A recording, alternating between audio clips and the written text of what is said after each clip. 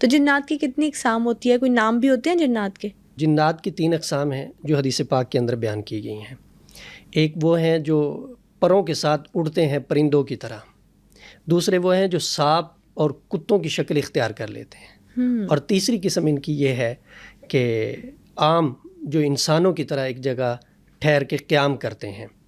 اب 3 قسمیں حدیث پاک کے اندر بیان کی گئی ہیں.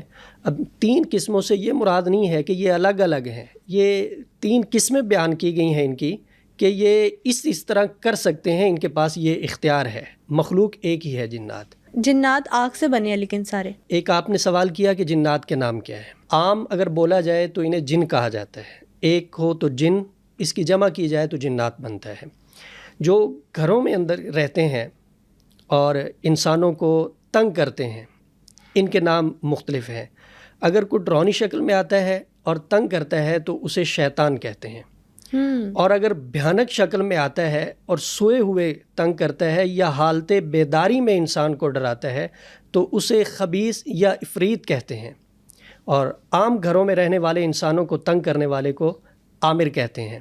اور جو بچوں کے اوپر اثر انداز ہوتا ہے اسے روح کہتے ہیں.